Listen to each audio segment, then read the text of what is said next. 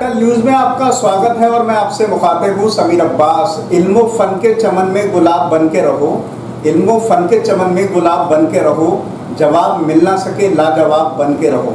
इल्म तो न जाने कितने लोग हासिल करते हैं, लेकिन इंसान की शख्सियत उसको लाजवाब कर देती है और उसके लिए ज़रूरी है कि हमारा जो अखलाक है, हमारा जो नेचर है वो बहुत मायने रखता है कि हम समाज सेवा के लिए कितना करते हैं। समाज में बैठे हुए हर उस शख्स के लिए जो इलाज चाहता है, जो दवा चाहता है, जो और तमाम चीज़ें चाहता है, उससे किस तरह से बातचीत करते हैं, उसको कितना दिलासा दे पाते हैं। और इसके लिए सबसे ज़रूरी है डॉक्टरी पेशा, और उसी पेशे से जुड़े हुए हैं डॉक्टर फाजिल साहब। वो बरेली के ही पास आंवला के एक गाँव के रहने वाले हैं।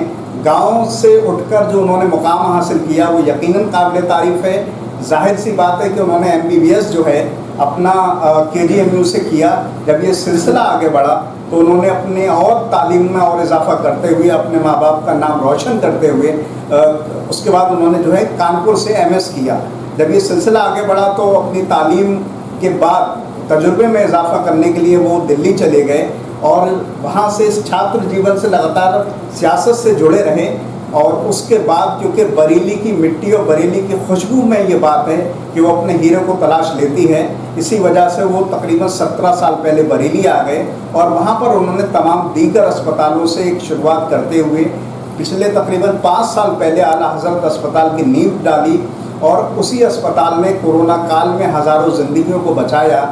ये तो रहा उनका पेशा, लेकिन वो सियासत से भी जुड़े रहे और लगातार समाज सेवा के क्षेत्र में काम करते रहे। और आज भी उनकी कई एम्बुलेंस जो है फ्री सेवाएं देती है तमाम लोगों को देखकर, क्योंकि कोरोना काल में जो मुश्किलें आईं वो यकीनन बहुत ख़राब थी, उसको सबको हमने देखा। अब जब हम सियासी पहलू देखते हैं तो बरेली में 9 विधानसभा सीट हैं और पिछली बार जो है 9 की 9 BJP ने जीती थी। लेकिन इस बार तमाम दूसरी बात है, जो सियासत के पंडित हैं वो ये कहते हैं कि सीधे तौर पर समाजवादी पार्टी और भारतीय जनता पार्टी में टक्कर होनी है। और अगर थोड़ा सा हम पीछे जाएं तो लोकसभा की बात करें तो 1989 से 2008 को अगर छोड़ दें तो 14 और 19 में संतोष कुमार गंगवार जी लगातार यहाँ से जीतते रहे, यानी BJP के दबदबे वाली सीट रही है। लेकिन बिथरी विधानसभा सीट पर पिछली बार भारतीय जनता पार्टी के पप्पू भरतौल जी जीते थे। इस बार समाजवादी पार्टी के बहुत सारे कैंडिडेट मैदान जंग में हैं, लेकिन उसमें सबसे काबिल और सबसे जो है इंसानियत पसंद जो इंसान हैं वो डॉक्टर फाजिल साहब हैं। फाजिल का मतलब भी मैं जहाँ तक समझता हूँ वो उर्दू में काबिल से होता है। जाहिर है कि उनकी काबिलियत में किसी को शक नहीं है और हमारे साथ मौजूद हैं। तमाम सियासी पहलू जानेंगे, तमाम बातों पर बात करेंगे। एक तारुफ तो मैं नहीं कहूँगा ये बहुत लंबा तारुफ, इससे लंबा देना चाहिए था मुझे, क्योंकि आपका एक लंबा तजुर्बा गुजरा है। हर तरह का इंसान आपके पास आता है, हर तरह से आप जो है मदद जो कर सकते हैं वो करती हैं। अगर कुछ इजाफा करना चाहें तो कर सकते हैं, जो आपके लिए मैंने कहा, क्योंकि बड़ी मुश्किल होता है कोई गांव से निकलकर तमाम चीज़ें हासिल कर ले, क्योंकि संसाधन कितने होते हैं वो मुझे भी पता है। अगर कुछ इजाफा करना चाहे तो कर काफ़ी है, जितना आपने बोल दिया काफ़ी है। जी जी। मैं ये जानना चाहता हूँ डॉक्टर साहब के बरेली की सियासत में इस बार समाजवादी पार्टी हो या भारतीय जनता पार्टी से कई डॉक्टर जो हैं दावेदार के तौर पर सामने आ रहे हैं। तो मैं जब किसी डॉक्टर से मिलता हूँ तो मैं समझ ही नहीं पाता हूँ मैं एक डॉक्टर से मिल रहा हूँ एक सियासी नेता से। तो मैं आपसे आज मिल रहा हूँ, आप एक डॉक्टर पहले हैं या एक सियासी नेता? मैं एक डॉक्टर पहले हूँ, क्योंकि डॉक्टर का मर्तबा जो है भगवान के बाद दूसरे नंबर पर आता है। सियासत तो बहुत आखिर में है, सबसे पहले मैं एक डॉक्टर हूँ और बहुत बहुत अल्लाह पाक का शुक्रगुजार हूँ, उसने मुझे डॉक्टर बनाया। जी, मैं ये जानना चाहता हूँ डॉक्टर फाजिल साहब कि आपकी जो सियासी सफ़र की अगर मैं बात करूँ तो छात्र राजनीति से ही शुरू हो गया था, लेकिन अभी अगर करीब हम 10 साल 15 साल पहले का आपका, जब से आप बरेली आए 17 साल पहले, तो वो सफ़र कैसा रहा? चाहें तो थोड़ा सा रोशनी उस पर डाल दें। करीब जब से मैं बरेली आए हुए हैं मुझे करीब 17 साल हो गए। 17 साल से ही मैं सियासत में हूँ। सबसे पहले मैंने अपना जो कहते हैं समाज को संगठित किया, उसको मतलब आगे बढ़ाया, और उसके साथ ही और जो मेरा क्षेत्र है बिथरी औला, इन सब के लोगों के बारे में सोचा, सबसे बात की और सबकी जो समस्याएं हैं, राजनीतिक समस्या हो या किसी भी तरह की हो, उस सब के बारे में सोच समझ के आगे बढ़ा। जी, मैं ये जानना चाहता हूँ कि बरेली के अंदर 9 सीटें हैं और उसमें एक बड़ी मुस्लिम बहुल्य जो सीट है वो बिथरी की कहलाती है। 1 लाख से ज़्यादा वहाँ वोटर हैं। समाजवादी पार्टी का जो रुख नज़र आता है वो जातिगत समीकरण से ऊपर उठकर नज़र आता है। तो बिथरी पर आपने, सिर्फ बिथरी पर ही आपने क्यों दावेदारी ठोकी? क्या कोई ऐसा मिट्टी से जुड़ाव था या कोई और वजह है? नहीं, पहली बात तो ये बता दूँ, मैं एक डॉक्टर हूँ। मेरे लिए हिंदू मुसलमान ये सबसे कोई वैल्यू नहीं है, मेरे लिए सिर्फ एक इंसान है। क्योंकि बिथरी इसलिए चुनी मैंने, मेरे पास जो ज़्यादातर मरीज आते हैं अपनी समस्याएं लेके, बीमारी की और भी बहुत सी बातें जो बताते हैं, वो ज़्यादातर बिथरी विधानसभा क्षेत्र के ही होते हैं। इसलिए उन लोगों के बारे में मैंने सोच के ही मतलब ये क्षेत्र चुना।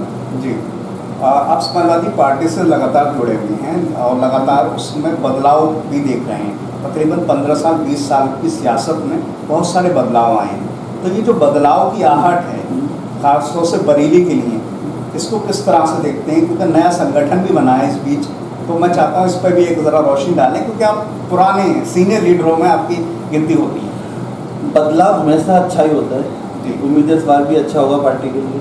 जी, मैं आपसे ये जानना चाहता हूँ कि बिथरी को जब हम पूरा देखते हैं, एक ना ही सिर्फ जातिगत समीकरण बल्कि भौगोलिक स्थिति भी, जोग्राफिकल कंडीशन भी अगर देखते हैं तो बहुत ज़्यादा स्वास्थ्य की और एजुकेशन के वहाँ जो चीज़ें हैं वो नज़र नहीं आती हैं, जिसको बेहतर करने के लिए आप लगातार काम कर रहे हैं, लेकिन एक फासला नज़र आता है। तो अगर पार्टी और उसके बाद वहाँ की जनता और आवाम आपको मौका देती है, क्योंकि आप डॉक्टर हैं और आपने कहा भी कि मेरे लिए मेरा पेशा ज़्यादा अहम है, तो एज ए डॉक्टर आप क्या वहाँ ऐसा बदलाव करना चाहेंगे? क्या जहन में एक रूपरेखा आपने बनाई? खाली बिथरी विधानसभा ही नहीं, पूरे यूपी की स्वास्थ्य सेवा बहुत बेहाल है। जो हमारा सब सेंटर है वो मतलब बहुत ज़्यादा डिस्टेंस पे है। मेरे हिसाब से हर परिवार तक सरकार को पहुंचना चाहिए, स्वास्थ्य कर्मी को पहुंचना चाहिए। वो अभी कहीं पे पूरे प्रदेश में नहीं हो रहा है। बिथरी भी उसका एक अंग है, एक हिस्सा है, लेकिन स्वास्थ्य सेवाएं पूरे प्रदेश की बेहाल है। अभी कोरोना काल ही देख लीजिए, सरकार की समझ भी नहीं आया कि हम क्या करें, सब कुछ राम भरोसे था।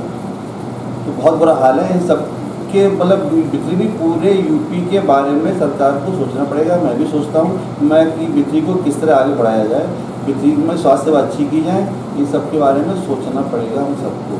जी, ये तो मेडिकल की आपने बात की, एजुकेशन के लिए, क्योंकि आप वेल एजुकेटेड भी पर्सन है, डॉक्टर का पेशा बहुत बड़ा होता है और आपने तो 17 साल में 17,000 से ज़्यादा ज़िंदगी बचाई है। एजुकेशन के क्षेत्र में क्या ऐसा जहन में खाका तैयार किया है बिथरी विधानसभा में?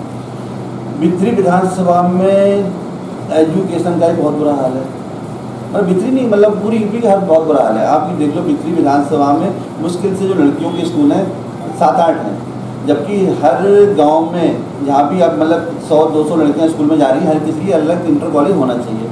तो स्कूलों की बहुत ज़्यादा ज़रूरत है। और साथ ही साथ हम लोगों को जो है कहते हैं कमर्स, वो क्या कहते हैं उसको, मतलब वो शिक्षा को हमको रोज़गार से जोड़ना है। IT कॉलेज, इस तरह की कॉलेज भी मतलब बनानी पड़ेगी। जी, मैं थोड़ा सा सियासत के मायने को और थोड़ी दूसरी तरफ ले जाता हूँ। हम जब पूरी समाजवादी पार्टी के संगठन को देखते हैं तो अखिलेश यादव जी के अलावा हमें संगठन में उतने मजबूत साथी नज़र नहीं आते हैं। तो क्या आप ये बात मानते हैं? क्या कहीं कुछ ऐसी कमी नज़र आती है? नहीं, ऐसा कुछ नहीं है। हमारी पार्टी में बहुत सारे नेता हैं जो मतलब संगठन में अखिलेश जी के साथ साथ हैं, ऐसा कुछ नहीं। जी, अगर आप चाहें तो कुछ नाम ऐसे बताएं। नहीं, बहुत सारे नेता हैं, जैसे हमारे कहते हैं बहुत से लोग हैं, एक का नाम लेना सही नहीं। जी जी, बस 1-2 सवाल मेरे और रह गए हैं। देखिए, ये बात सच है कि इस वक्त महंगाई चरम पर है और आपके पास हर तरह का आदमी आता होगा, रंग बिरंगा आता होगा।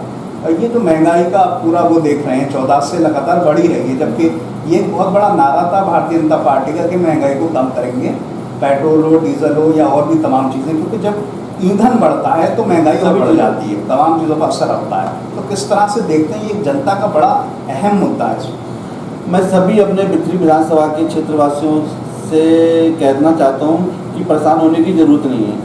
बस 4-6 महीने और बचे हैं, समाजवादी पार्टी की सरकार आएगी और जिस चीज़ से आपको परेशानी है, कहते हैं बेरोजगारी बहुत ज़्यादा है, चरम पे है, महंगाई बहुत ज़्यादा है, पेट्रोल 100 से ऊपर हो गया है, डीजल भी लगभग उसी रेट पे, इन सब चीज़ों से मुक्ति मिलने वाली है आपको बहुत ही जल्दी।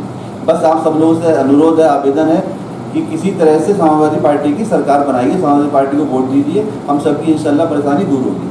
जी, बस मेरा एक आखिरी सवाल है जो आपकी प्रोफेशनल लाइफ और सियासी ज़िंदगी से अलग हटके, बहुत बिजी लाइफ होती है, और चाहे सियासी हो या एक डॉक्टर की, इतनी बिजी लाइफ में अपने मनोरंजन के लिए डॉक्टर फाजिल साहब क्या कर पाते हैं आज भी?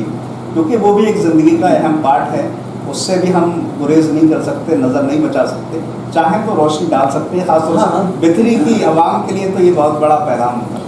मनोरंजन जब भी मुझे टाइम मिलता है, भले ही दिन में 1 घंटे का मिले, मेरे फार्म हाउस है वहाँ पे जाता हूँ। वहाँ पे जो मैंने बहुत सारे पेड़ पौधे लगा रखे हैं। मेरे ख्याल से पूरी बरेली में मेरे फार्म हाउस पे ही 30 तरह की आम के पेड़ हैं, वैरायटी। इसके अलावा लगभग सभी तरह के जो बरेली में उग सकते हैं फलों के पेड़ लगे हैं, वो सभी देखभाल करता हूँ और सोचता हूँ किस तरह आम की नई वैरायटी बनाई है।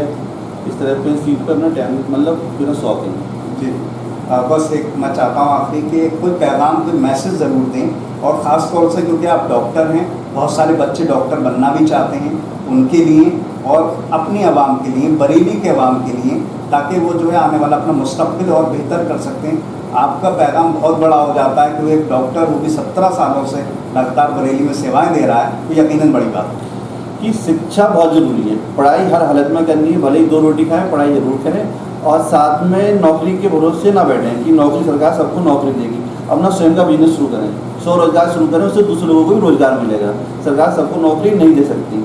और साथ में अपने स्वास्थ्य का ध्यान रखें, अपने परिवार का ध्यान रखें और परेशान ना हो, निराश ना हो। 4-6 महीने की बात है, इंशाल्लाह सरकार समाजवादी पार्टी की बनेगी और जो समस्याएं हैं हम सबके जीवन में वो जल्दी जल्दी दूर होंगी। बहुत सारी शुभकामनाएं हैं। आप इसी तरह से बरेली का नाम रोशन करते रहें, और आपके मन में जो ख्वाहिश है बिथरी विधानसभा के लिए, जो जिसके लिए आप तन मन धन से लगातार लगे हुए हैं, लोगों की खिदमत कर रहे हैं, एम्बुलेंस सेवा भी दे रहे हैं कोरोना काल के बाद, उस तमाम बातों के लिए अल्लाह आपको जो भी आपके मन में ख्वाहिश हो वो पूरी हो। Thank you. तो हमारे साथ थे डॉक्टर फाजिल साहब, जिन्होंने बेहद खूबसूरत लबो लहजे में, कम शब्दों में अपनी बात कही। बहुत छोटे जवाब देते हैं, आमतौर पर छोटे जवाब नेता नहीं देते हैं, लेकिन क्योंकि वो एक डॉक्टर पहले हैं इसलिए उन्होंने तमाम छोटे जवाब दिए। यकीनन बड़ी बात है। बड़ी बात यह है कि यकीनन हमारे हिंदुस्तान का जो पूरी सियासी एक दस्तूर रहा है उसमें जाति समुदाय के हमेशा एक बढ़ावा रहा है, लेकिन अब ज़रूरी ये है कि एजुकेटेड पर्सन लोग आएँ, एजुकेशन हासिल करते लोग आएँ, तालीम याफ्ता लोग आएँ, ताकि एक नई तरह की सियासत ज़िंदा हो सके, जो हमारे हिंदुस्तान के लिए बहुत ज़रूरी है। और हिंदुस्तान के लिए कहा भी गया कि हिंदुस्तान की 2 आंखें हैं, हिंदू और मुसलमान, और उससे ही मिलकर एक हिंदुस्तान बनता है। ज़ाहिर है सियासत में भी इस तरह के लोग आएंगे तो यकीनन बहुत बड़ा बढ़ावा होगा। हमारी बहुत सारी शुभकामनाएं हैं बिथरी विधानसभा से समाजवादी पार्टी के भावी उम्मीदवार डॉक्टर फाजिल साहब से, जिन्होंने तमाम बातों को बड़े बेबाक अंदाज में और बहुत ही कम लफ्ज़ों में अपनी बात कही। हमारी शुभकामनाएं हैं। बहरहाल इन तमाम बातों के साथ मैं समीर अब्बास, कैमरामैन सरताज हुसैन के साथ, अटल न्यूज़।